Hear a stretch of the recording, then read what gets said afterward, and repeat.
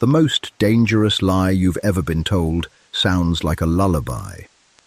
Just work hard, be a team player, and the system will take care of you. We are raised to believe in a linear kind of justice. We enter the workforce convinced that society is a finely tuned machine, where your effort is automatically converted into security, and your loyalty is rewarded with freedom. But if you look at the world without the filters, you'll see a much colder reality.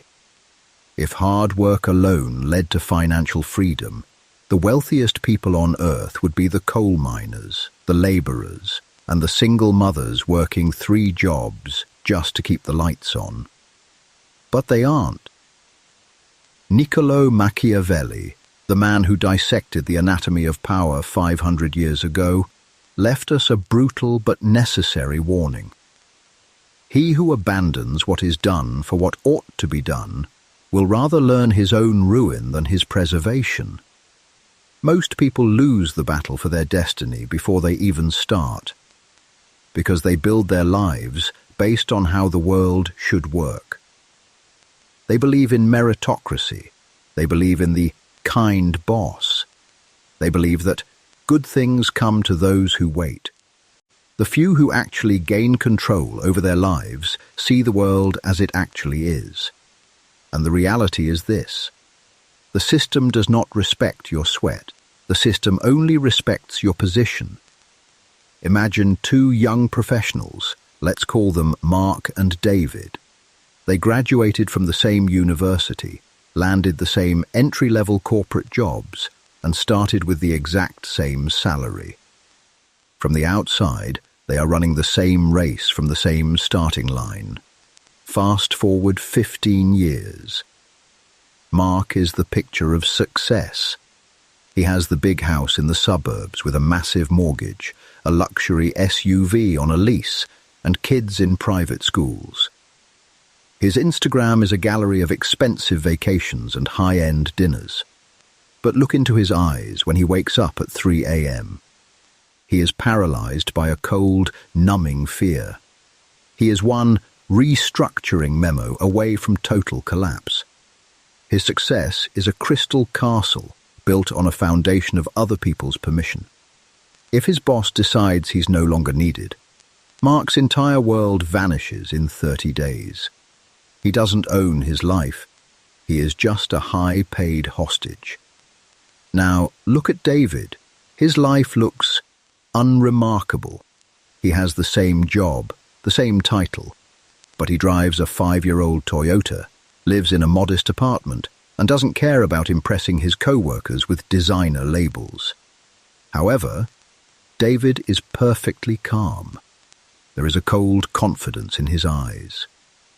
While Mark was buying status symbols to show off his power, David was quietly buying his radius of refusal.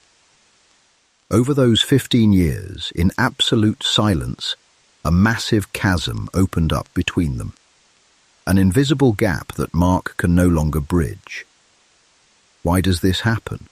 Because the system is designed to keep you measuring your success by external attributes, debt, status, and the approval of strangers. These aren't rewards, they are hooks. They are digital noise created to ensure you never stop running, never look up, and never ask the most dangerous question of all. Who actually owns my time? You were trained to be high-quality building material for someone else's pyramid.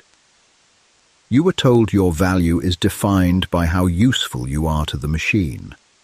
But the truth is, while you're fighting for likes and a corner office, you are voluntarily surrendering your real power.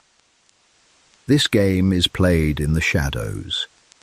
And the first step to winning is realizing that your hard work, without a strategy, is just a way to spin a wheel that someone else owns. It's time to stop building your life on illusions. It's time to learn the rules of the real game, the one where your freedom is the only currency that matters. To the average person, A dollar bill is a coupon for a dopamine hit. It's a ticket to a better coffee, a faster car, or a status symbol that screams, "Look at me, I've made it." But if you want to win the game of silence, you have to undergo a radical mental recoding. You have to stop looking at money as a medium of exchange and start seeing it for what it truly is, an instrument of war. Machiavelli, in his most famous work, The Prince, makes a sharp distinction between those who rely on mercenaries and those who command their own forces, proprie armi, proprie armi. He warns that if your defense depends on someone else's strength, you are never safe. Mercenaries are expensive, disloyal, and they will desert you the moment the tide turns. In the 21st century, your mercenary is your paycheck. If your entire existence depends on a boss's mood, a client's budget, or a market's whim, you have no own forces. You are living on borrowed time. Every morning you walk into an office, you are essentially asking for permission to survive. And the system loves this. It wants you dependent, because a man who is one paycheck away from ruin is a man who is easy to control. He won't speak up. He won't innovate. He will simply obey. To break this cycle, you must change your relationship with the currency in your pocket.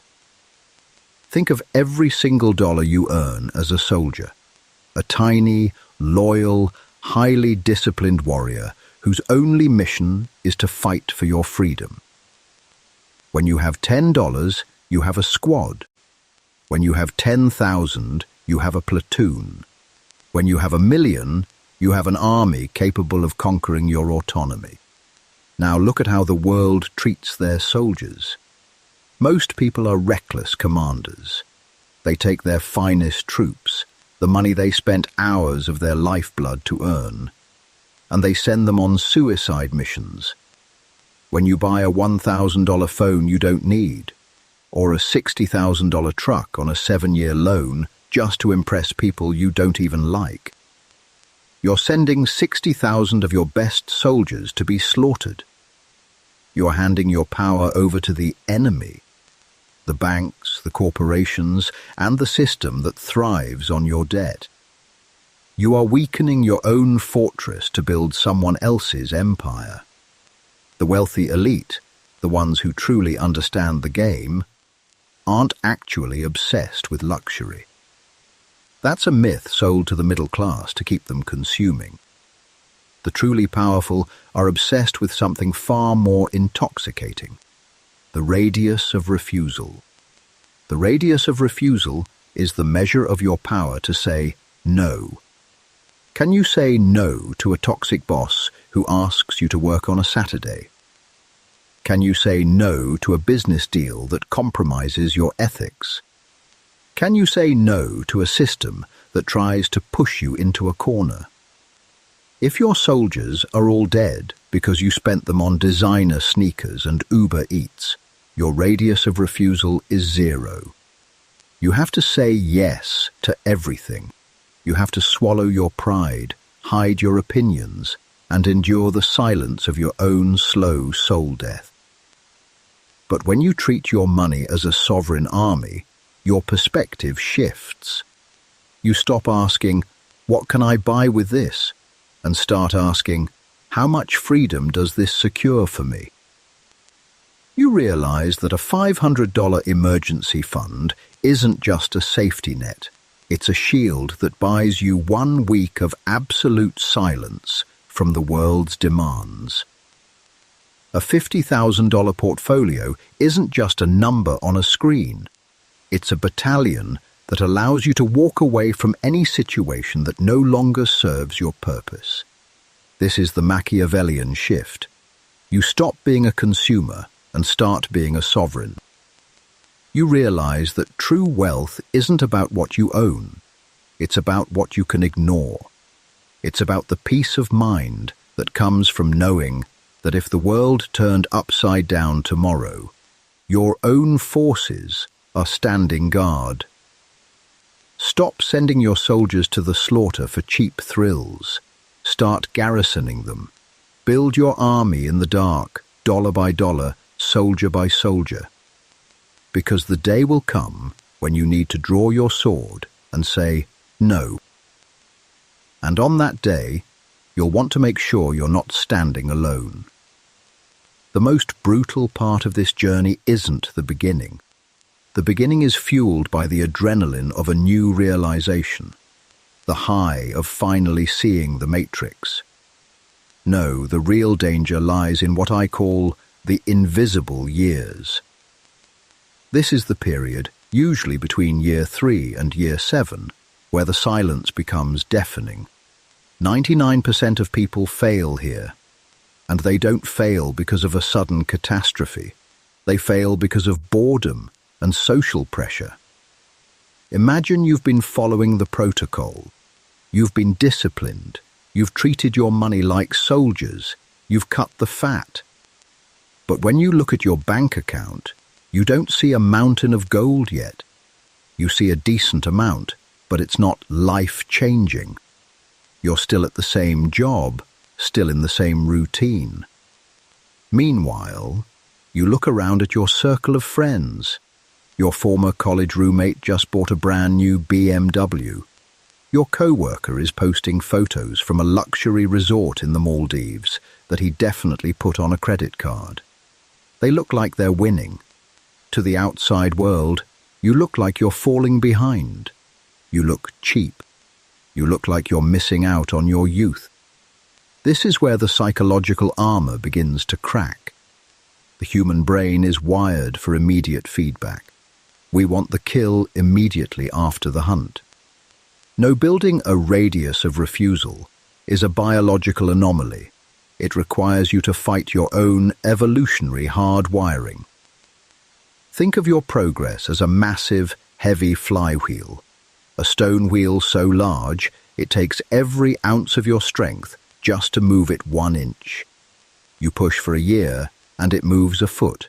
You push for 2 years, and it completes 1 rotation. To a bystander, you look like a fool wasting your energy on a stationary object. They are out there riding bicycles, light, fast, but fragile. But here is the law of physics that the system doesn't want you to understand. Momentum is invisible until it is unstoppable. During those invisible years, you are building the structural integrity of your life. Every dollar you save, every skill you sharpen in your spare time, and every impulse you suppress is adding weight to that flywheel. You are building anti-fragility. While your friends are becoming more fragile, deeper in debt, more dependent on their bosses, you are becoming a fortress. The magic of the double is the most powerful weapon in your arsenal, but it only works at the end. If you double a penny every day for 30 days, you have nothing for the first 3 weeks. On day 20, you have about $5,000. It feels pathetic. Most people quit on day 21, but if you stay on the board, by day 30, you have over $5 million. The earth will tilt in your favor suddenly, not gradually. One day, you will wake up and realize that the interest on your army earns more than your daily labor. You will realize that you could stop working for 5 years and your lifestyle wouldn't change. That is the moment the flywheel begins to turn on its own. The trial of the invisible years is a test of your character. It's a filter designed to weed out the weak-willed and the status seekers. The system wants you to get bored. It wants you to feel FOMO. It wants you to trade your stone wheel for a plastic bicycle because a man on a bicycle is easily knocked over. Stand firm in the silence. Let them have the temporary applause of strangers. Let them have the flashy cars and the leased lives. Your goal isn't to look like you've won. Your goal is to be the person who can't be coerced. Your victory is being built in the dark. and when the light finally hits your fortress, it will be too late for anyone to tear it down. Understanding the philosophy of power is useless if you do not have a blueprint to execute it. You now know the world is a game of position, and your money is your army. But an army without a strategy is just a mob waiting to be defeated. To reclaim your destiny, you must implement the sovereign protocol, a set of cold, calculated maneuvers designed to transition you from a dependent variable to an independent force. This isn't about get-rich-quick schemes. This is about engineering a life that can't be coerced. The first maneuver is the calculation of the refusal index. Most people live in a state of perpetual fog. They know they are stressed, but they don't know exactly how much their freedom costs. You must strip away the ego and find your raw vulnerability point. This is the absolute minimum amount of capital required to keep you alive and housed for 1 month. Once you have that number, look at your life through a Machiavellian lens. How many months of no do you currently have in your war chest? If you walked away today, how long until you were forced to beg the system for a scrap? If your answer is less than 6 months, you are in a state of high tactical vulnerability. Your primary mission is to build a passive shield that covers those basic expenses. The moment your non-active income or reserves cover your survival, you have reached the 0 point of freedom. You have effectively bought back your soul from the marketplace. The second maneuver is the rule of the first shot. In any conflict, the one who strikes first dictates the terms. Every month when your paycheck hits your account, a war begins. The landlord, the utility companies, the subscription services, they are all lining up to take their piece of your life force. Most people pay everyone else first and hope there is a surplus at the end. This is a slave strategy. Under the sovereign protocol, you fire the first shot. Before a single cent goes to a bill, a minimum of 20% of your income must be diverted to your sovereign account. This money does not exist for consumption. It is your recruitment fund. Automate this. Make it happen in the silence of the machine before you even have the chance to feel emotional about the money. The third maneuver is the engineering of the autonomous node. Your current job is a temporary tax you are paying to the system.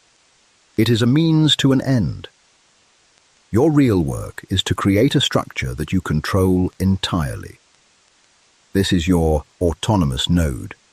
It could be a specialized skill, a micro-business, a digital asset, or a portfolio. The key is that it can't be deleted by an HR policy. You must dedicate at least 4 hours every single week to the construction of this node. While the rest of the world uses their weekends to decompress by consuming mindless entertainment, you are quietly installing the machinery of your independence. This protocol is not about becoming a billionaire. It is about becoming uncancelable. It is about reaching a point where your lifestyle is no longer a hostage to your behavior. The system thrives on your complexity and your debt.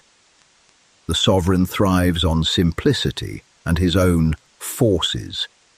Calculate your price, fire the first shot, and build your node in the dark.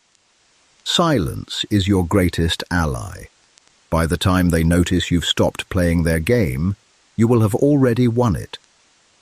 The clock is ticking, and it is the only resource that no amount of strategy can replenish.